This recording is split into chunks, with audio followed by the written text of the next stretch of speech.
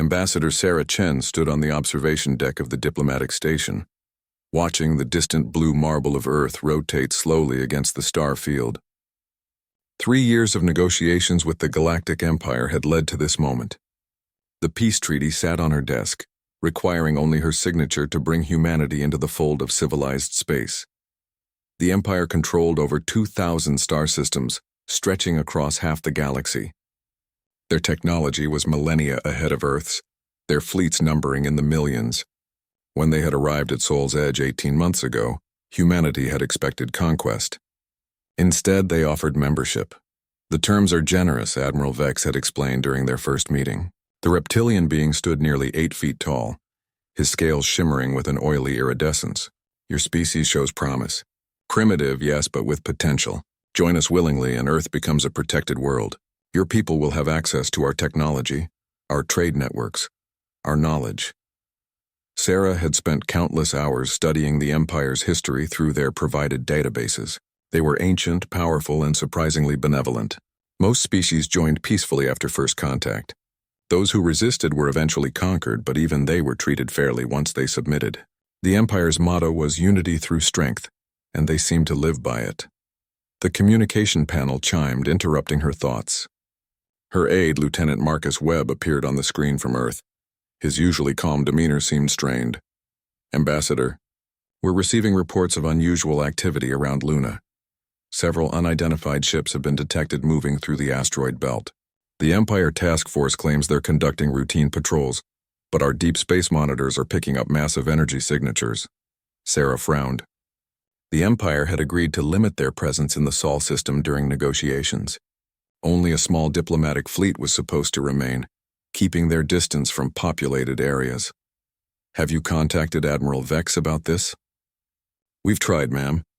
His ship isn't responding to hails.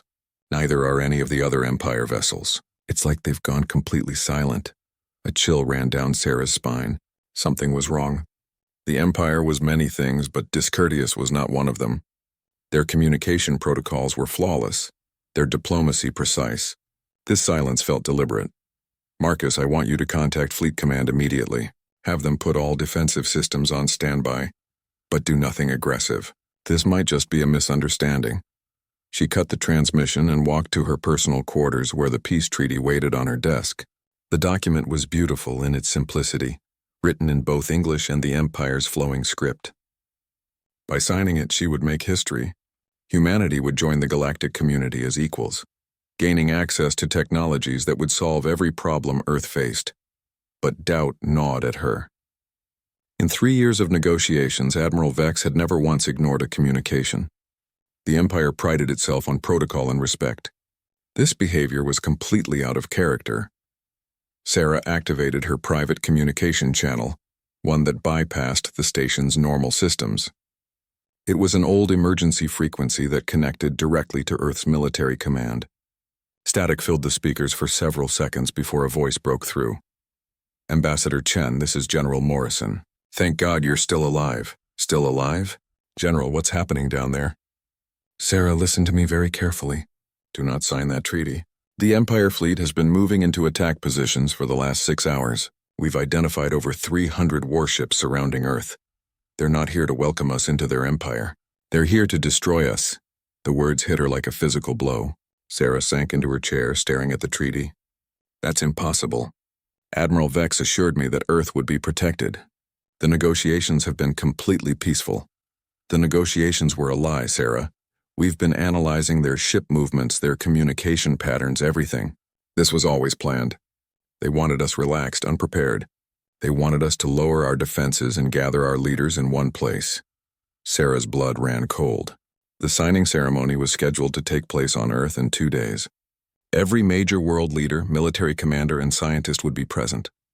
It would be the largest gathering of Earth's leadership in history. General, evacuate the ceremony site immediately. Get everyone to safety. We're trying, but it may already be too late. The Empire jamming fields are activating. Communications across the system are failing. Sarah, you may be our only hope of getting word out to the colonies. The transmission cut to static, leaving Sarah alone with the terrible truth. The Empire had never intended to honor their promises. Humanity had been carefully manipulated, positioned for slaughter, and she had been the unwitting architect of Earth's destruction. Sarah looked at the treaty one final time, then walked to the window. In the distance, she could see the running lights of Empire vessels, no longer bothering to hide their true numbers.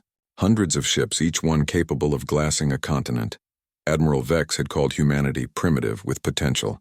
Sarah wondered if he understood just how dangerous humans could be when their innocence was stripped away. The Empire was about to learn that some species didn't break when betrayed. They transformed into something far more dangerous. The first bombardment began at 3:47 Earth Standard Time.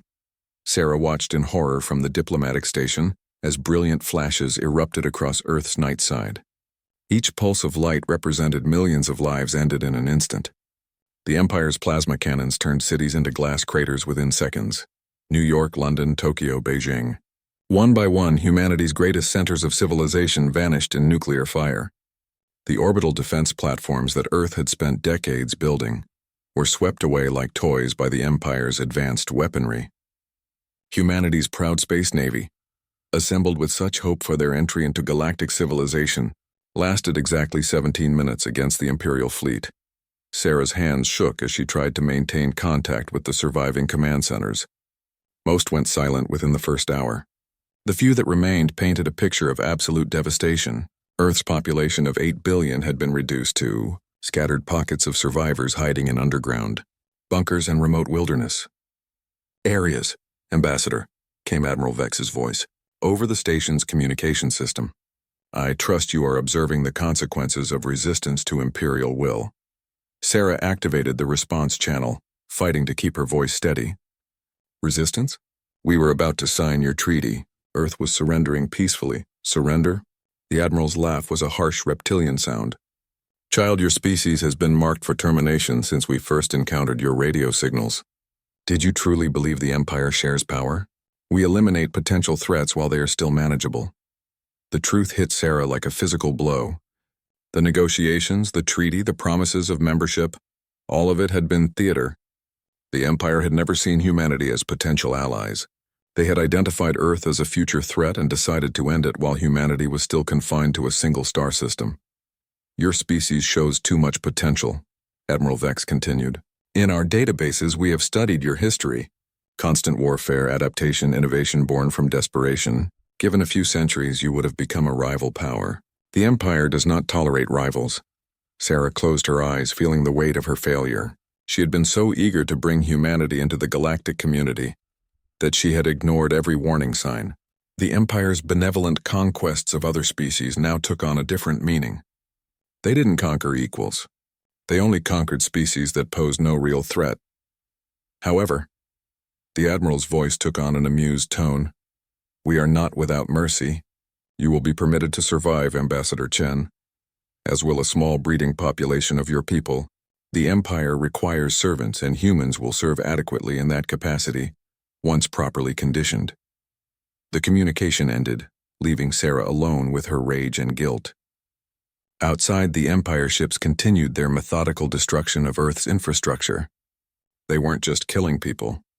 They were erasing human civilization itself. But as Sarah watched the bombardment, she noticed something the Admiral had missed. The attack was too perfect, too systematic. The Empire was destroying everything that made Earth appear threatening, while leaving the basic infrastructure intact. They wanted the planet habitable for their own purposes. More importantly, they had made a critical error. In their arrogance, they had shared their military databases with Earth during the negotiations. 3 years of diplomatic access had given human intelligence services unprecedented insight into Imperial technology, fleet movements, and strategic doctrine. Sarah activated her personal computer and began accessing files that the Empire had never intended for human eyes. Emergency protocols, fleet command structures, weapon specifications, and most critically, the locations of Imperial homeworlds and major military installations. The Empire had revealed everything about themselves while learning almost nothing about humanity's true nature. They had studied human history, but failed to understand its most important lesson. Humans were not most dangerous when they were winning. They were most dangerous when they had nothing left to lose.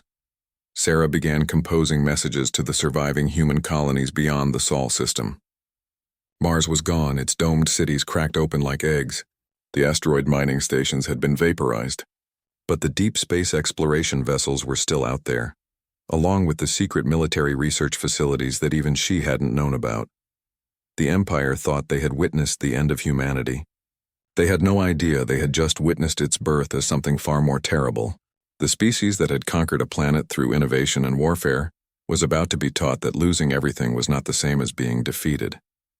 As Sarah worked, she felt her own innocence dying. The woman who had believed in peaceful coexistence was gone, replaced by something harder and infinitely more dangerous. The Empire wanted servants. They were going to get something else entirely. In the depths of space, automated systems were already responding to Earth's silence. Sleeper ships that had been launched decades ago as insurance policies began activating their deep space communication arrays. Research stations in the outer darkness started emergency protocols that their own governments had forgotten existed. Admiral Vex had been right about one thing. Humanity did show too much potential. He was about to learn exactly what that potential looked like when it was focused by pure, undiluted hatred. 6 months after Earth's destruction, Sarah had become something she never thought possible. The woman who had dedicated her life to peaceful diplomacy now commanded a fleet of scavenged ships from the diplomatic station that had become humanity's last official stronghold. The Empire had left the station intact, apparently finding amusement in keeping a single human government as a reminder of their victory. They had no idea what they had actually created. The surviving humans scattered across the galaxy had rallied around Sarah's broadcasts. Mining crews from the outer rim, exploration teams from deep space, research scientists from hidden installations. All of them had received her messages and the Imperial military data she had transmitted. More importantly, they had received her promise. Humanity would have its revenge. The first Imperial convoy disappeared near the Kepler colonies. 3 massive cargo ships carrying rare minerals simply vanished from hyperspace. The Empire assumed it was pirates or a navigation error. The second convoy vanished 2 weeks later, this time with a full military escort. Still, the Empire wasn't concerned. Space was vast and occasional losses were expected. The third convoy was different. The Empire ships arrived at their destination, but their crews were gone. Every single being on board had been killed with precision that spoke of military training and intimate knowledge of Imperial ship layouts. Worse, the ship's computers had been completely stripped of data. Admiral Vex finally began to take notice when the raids started hitting Imperial military installations. The attack on Garrison Station 12 was surgical in its precision. The raiders knew exactly where to strike, exactly which systems to disable, exactly how to extract maximum intelligence with minimum exposure. They had vanished before reinforcements arrived, leaving behind only the corpses of Imperial troops and empty databanks. How is this possible? Vex demanded, during an emergency conference with his fleet commanders. Earth's military was destroyed. Their technology is centuries behind ours. Who are these raiders? Commander Sisk, his intelligence chief, brought up holographic displays showing the attack patterns. The raiders demonstrate intimate knowledge of our ship designs and military protocols. They strike with the precision of a species that has studied us for decades, not months. More troubling, they appear to be using modified versions of our own weapons. Impossible. Our weapons cannot be replicated with primitive human technology. Not replicated. Admiral, captured. Analysis of the wreckage suggests they are salvaging our equipment from destroyed convoys and installations, then modifying it for their own use. They are adapting our technology faster than our own engineers thought possible. Admiral Vex studied the tactical displays with growing unease. The pattern of attack suggested something far more dangerous than random piracy. The humans were building intelligence networks, mapping Imperial installations and systematically weakening Imperial presence in border regions. They were preparing for something larger. Meanwhile, in the outer darkness beyond Imperial space, Sarah stood before a gathering that would have terrified the Admiral if he could have seen it. Representatives from 14 different human settlements had gathered in secret, each bringing resources and knowledge that the Empire had assumed were lost with Earth. Dr. Elena Vasquez from the Europa Research Station had brought her team's breakthrough work on quantum computing. Captain James Rodriguez from the deep space exploration vessel Defiant had mapped 17 uncharted systems where humans could establish hidden bases. Colonel Sandra Mitchell from the classified military research facility at Vega had brought something even more valuable: prototype weapons that Earth's military had been developing in secret. The Empire made a critical error, Sarah addressed the assembly. They destroyed our civilization but left our knowledge intact. Every human who survived carries decades of education, training, and experience. We are not refugees. We are the scattered fragments of an advanced technological society, and we remember everything.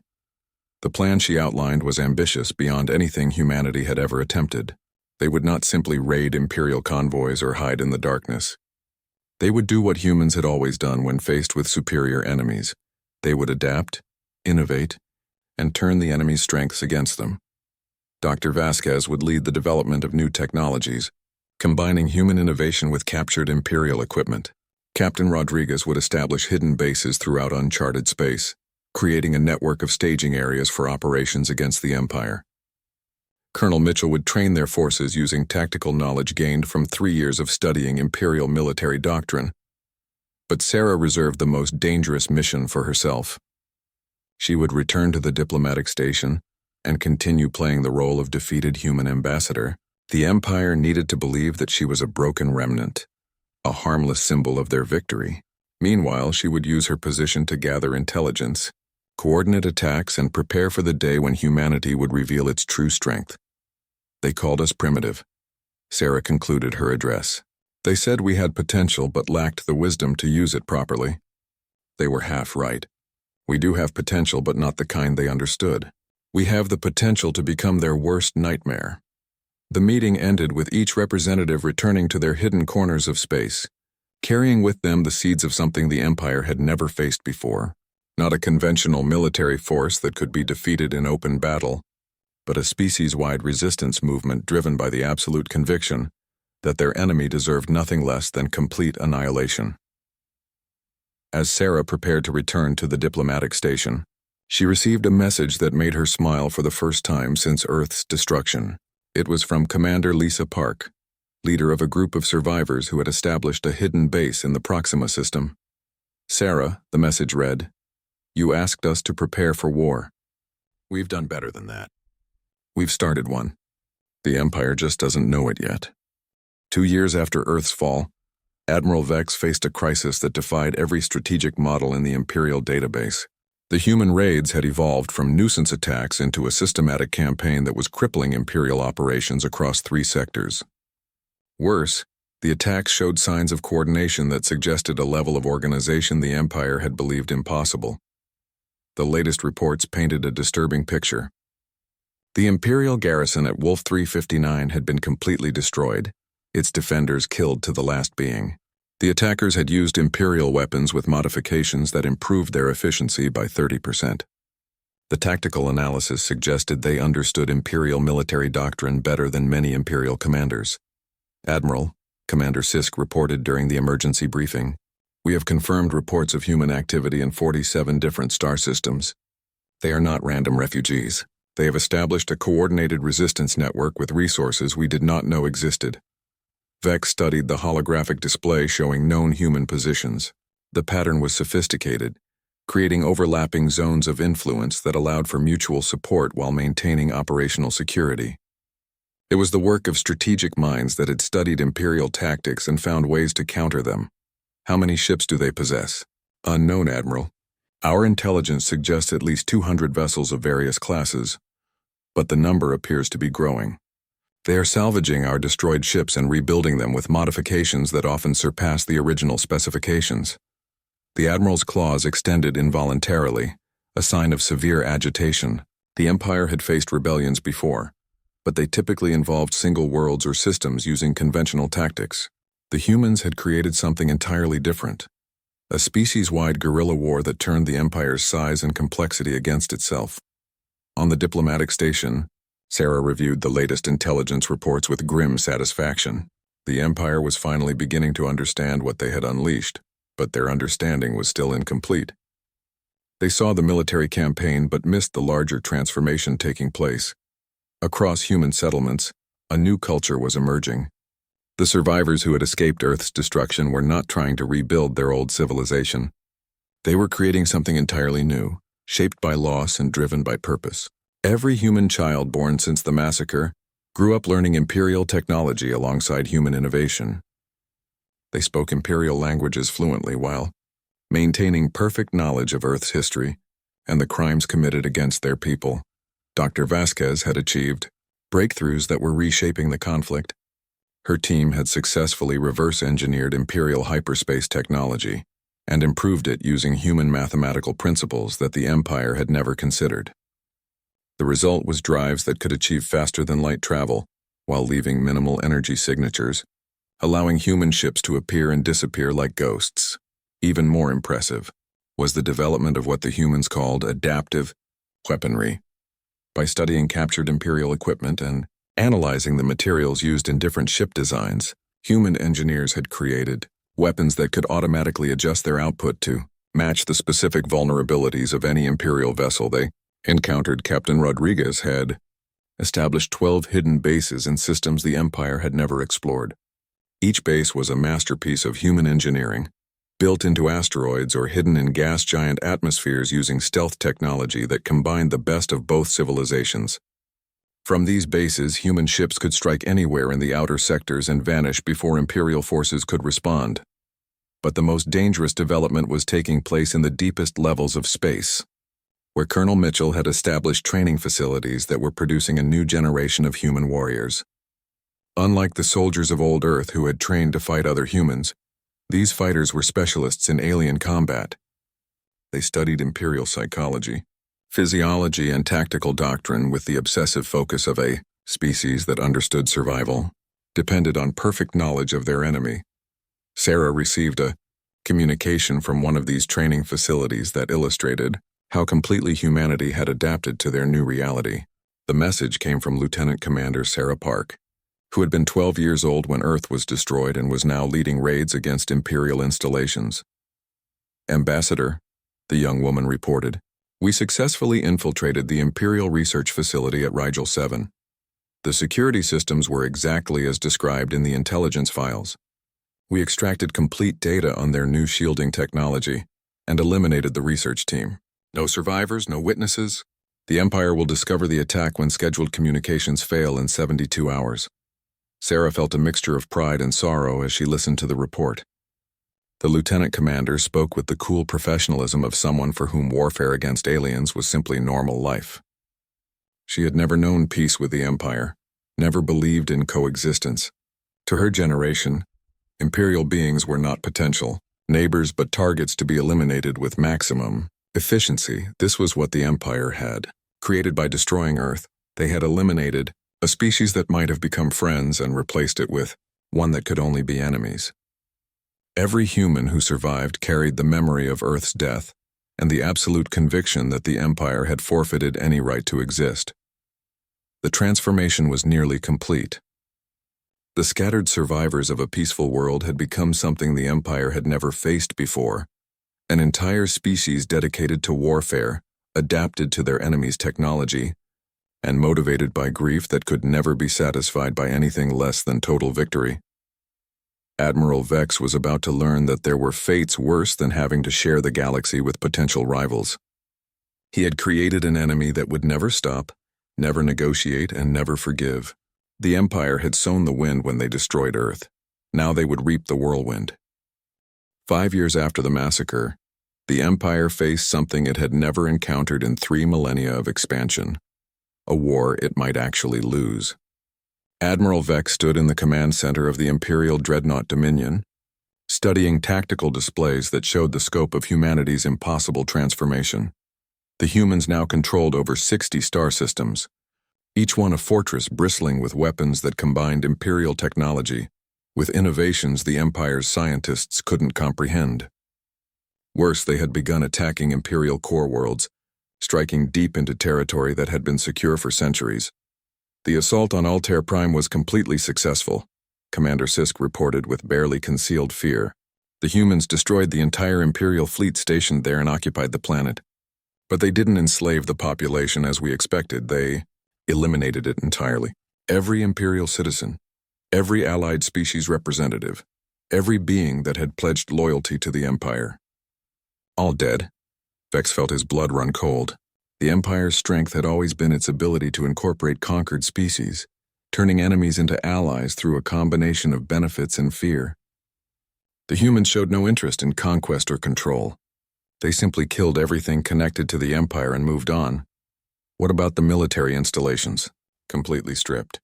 The humans took everything of value, and then used some kind of molecular weapon to dissolve the remaining structures. The planet is uninhabitable now. They turned an entire world into a tomb.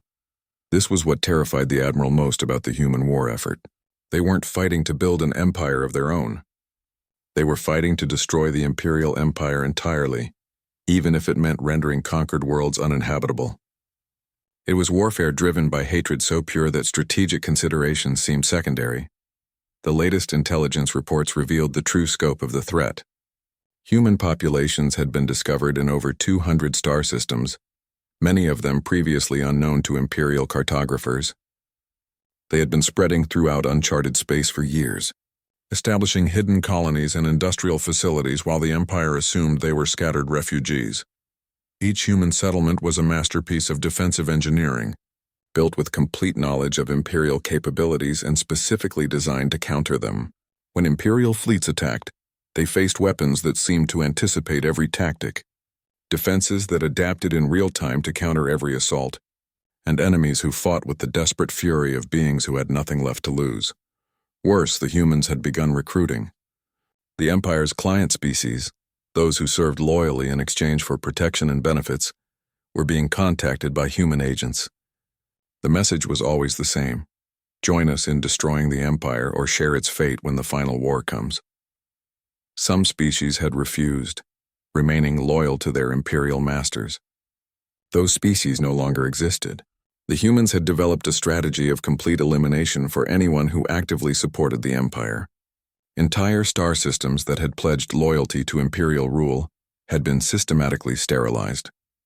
On the hidden base at Proxima Centauri, Sarah reviewed the latest reports from human commanders across the galaxy. The woman who had once believed in peaceful coexistence was now coordinating a campaign of extinction against the most powerful civilization in galactic history. The numbers were encouraging. Human industrial capacity had reached levels that surpassed pre-war Earth, despite being spread across hundreds of hidden facilities. The combination of Imperial technology and human innovation had produced weapons and ships that were individually superior to anything in the Imperial arsenal.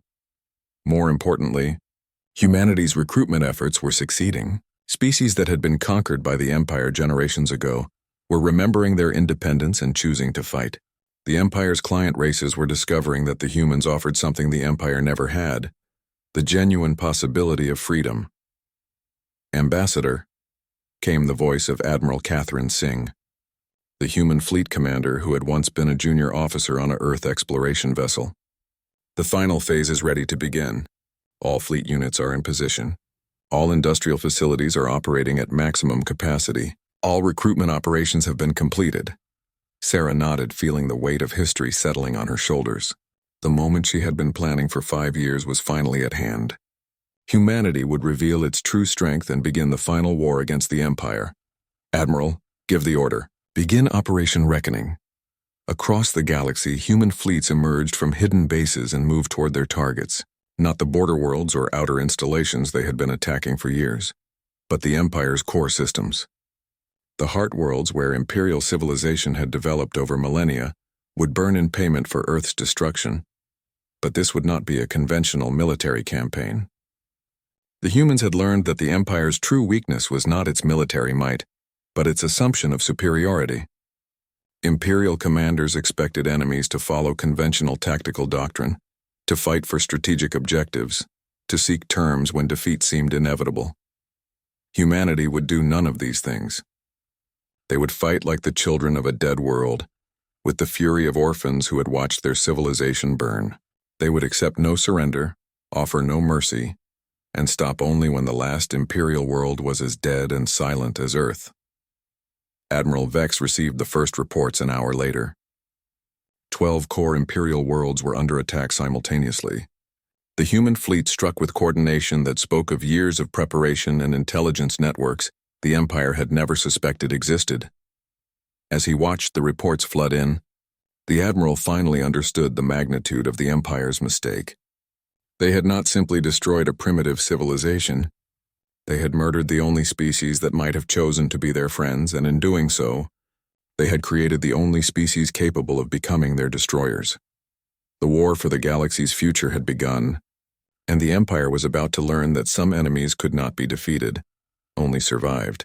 Unfortunately for them, humanity had no intention of allowing the Empire to survive. The siege of the Imperial capital world lasted exactly 72 hours. When it ended, the greatest civilization in galactic history had ceased to exist, and the being who had ordered Earth's destruction faced judgment for his crimes.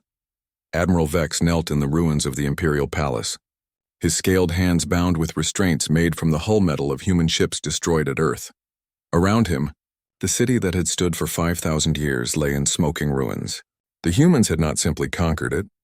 They had methodically dismantled every structure, every monument, every symbol of imperial power. Sarah stood before him, no longer wearing the diplomatic robes she had once favored. Her clothing was military black, adorned with symbols that represented the extinct civilizations the Empire had destroyed over the millennia. Earth's blue marble held a place of honor, but it was surrounded by dozens of others, worlds whose names the Empire had forgotten but humanity had remembered. "You wanted to know why we fought so differently than your other enemies," Sarah said, her voice carrying the weight of years spent planning this moment. "The answer is simple. Every other species you conquered still had something to lose. We lost everything on the first day. That made us infinitely more dangerous than you could comprehend." The Admiral raised his head, meeting her gaze with what little dignity remained to him.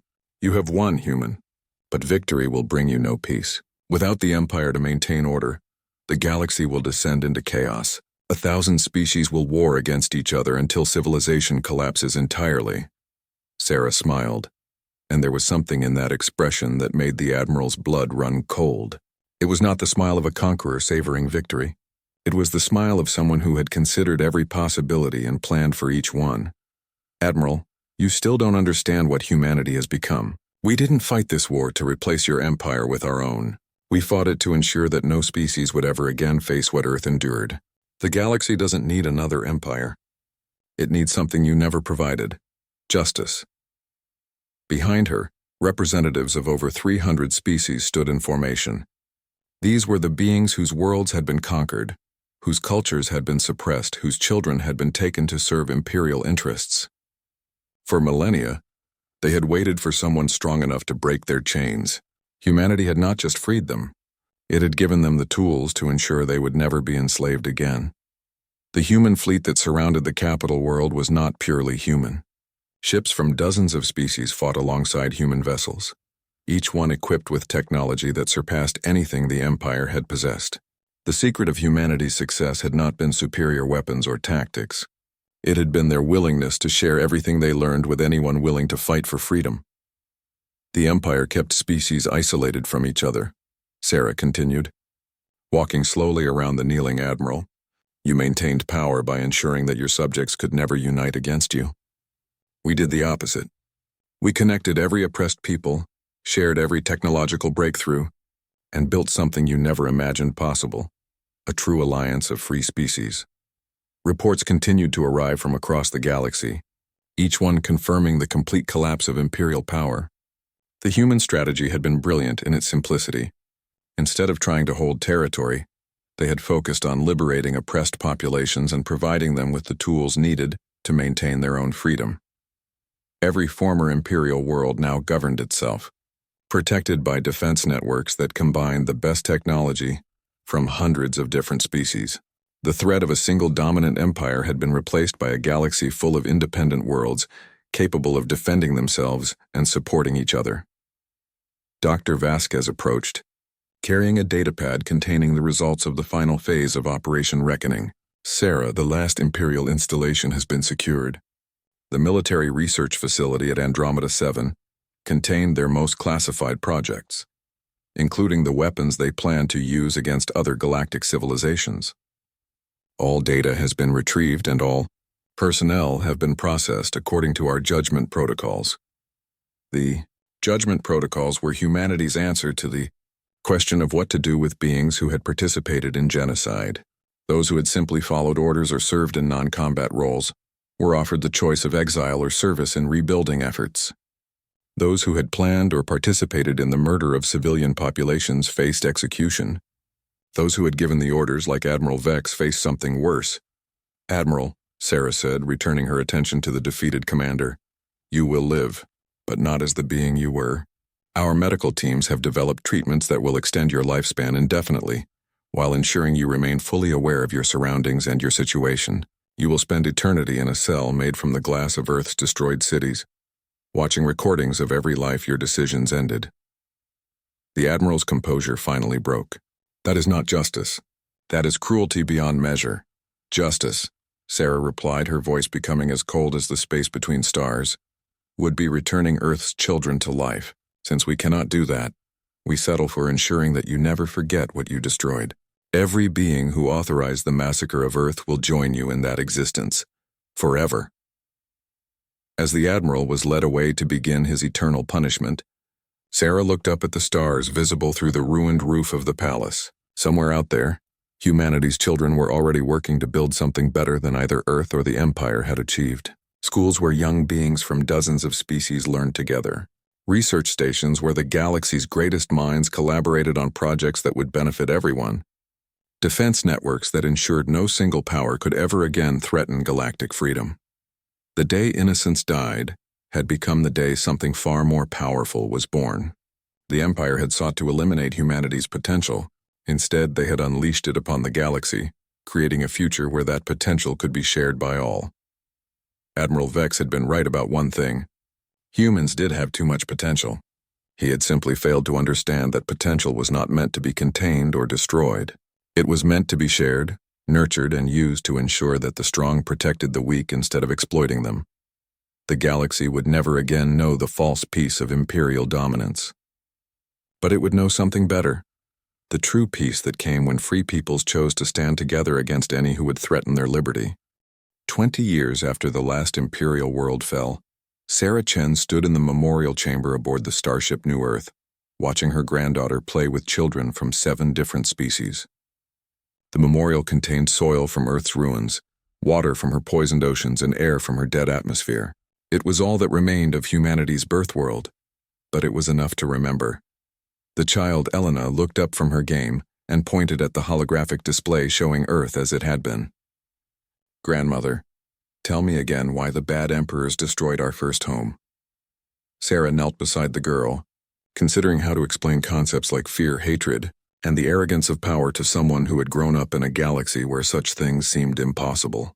Elena had been born on New Harmony, a world where humans worked alongside Rigelians, Centaurians, and dozens of other species to build cities that celebrated the best of all their cultures. They were afraid. Elena. The Empire's leaders looked at humanity and saw what we might become, and that frightened them. So they decided to destroy us while they thought we were weak. "But that was stupid," Elena said with the absolute certainty of childhood. "If they had been nice to humans, you would have been nice back. Everyone knows that." Sarah smiled, remembering the woman she had been before the massacre. That woman would have agreed completely with Elena's assessment. Humanity had indeed wanted nothing more than friendship and cooperation with the galactic community. The Empire's fear had transformed a potential ally into an instrument of destruction. Yes, sweetheart, it was very stupid, and because of their mistake, they created something they never expected. Through the chamber's viewing port, Sarah could see the fleet accompanying New Earth on its mission. 50 ships from 30 different species, each one equipped with technology that represented the combined knowledge of freed civilizations. They were heading toward the galactic rim, following signals that indicated the presence of another spacefaring species, making first contact with what remained of imperial space. This was humanity's new role in the galaxy, not as conquerors or empire builders, but as protectors who ensured that no species would ever again face the choice between submission and extinction. The network of free worlds that had replaced the Empire had unanimously agreed that first contact situations required special attention and care. Captain Rodriguez, now an elderly man who commanded the flagship, approached Sarah with a datapad containing the latest intelligence on their destination. Ambassador, the new species calls themselves the Vahari. They're about where humanity was 50 years ago. Early space travel, radio communications, nuclear weapons, but no faster than light capability. The concerning part is that there are Imperial survivors in that region. Sarah reviewed the information with growing alarm. Small groups of Imperial loyalists had escaped the final collapse, fleeing to the galaxy's outer edges where they hoped to rebuild their power base. Most had been hunted down by human search teams, but a few groups remained hidden in uncharted space. How many Imperial ships? Approximately 20 vessels, all older designs but still significantly more advanced than anything the Vahari possess. If they follow the old Imperial playbook, they'll offer protection and membership in exchange for submission. And if the Vahari refuse? Sarah closed her eyes, remembering her own naive hope when Admiral Vex had first offered humanity membership in the Galactic community. The Vahari were about to face the same choice Earth had faced, but this time the outcome would be different. How long until we reach their system? 6 days at maximum speed. But Ambassador, we might already be too late. The Imperial survivors have been in contact with the Vahari for several weeks. They may have already begun the process of forced integration. Sarah looked at her granddaughter, who was now teaching a young Rigelian how to play an Earth game called hopscotch. Elena laughed as her friend's 6 legs gave him an unfair advantage in jumping between squares. It was exactly the kind of innocent interaction that should be possible when species met for the first time. Captain, signal the fleet to increase speed to maximum emergency power, and send a message to the Galactic Defense Network. I want every available ship converging on the Vahari system within the next 10 days. Ma'am, that could involve over 200 vessels from across the galaxy. Are you certain the threat justifies such a massive response? Sarah turned from the viewing port to face him, and Rodriguez saw in her eyes the same cold determination that had driven humanity's war against the Empire. Captain, there are children on the Vahari homeworld who are about to learn that monsters exist in the universe. Our job is to ensure they also learn that those monsters can be stopped. The response from the Galactic Defense Network was immediate and overwhelming.